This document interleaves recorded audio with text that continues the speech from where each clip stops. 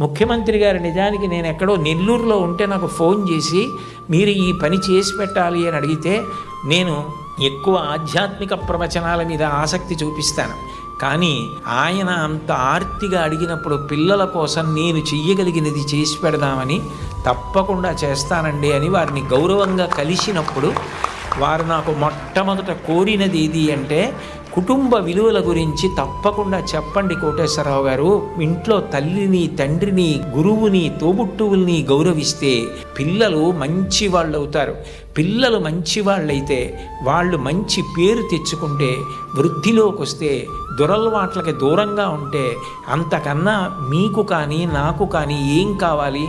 అందుకని ఇది మీరు చేసి పెట్టాలి అన్నారు. ఆ స్థాయిలో ఉన్న వ్యక్తి నిజానికి అంత బతిమాలి అడగక్కర్లేదు. అంటే ఆయనకి మీ మీద ఎంత తాపత్రయం ఉందో అర్థం చేసుకోండి.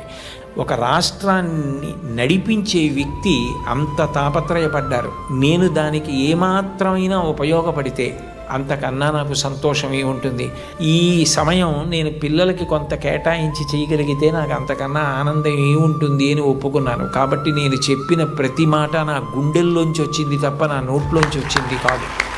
కాబట్టి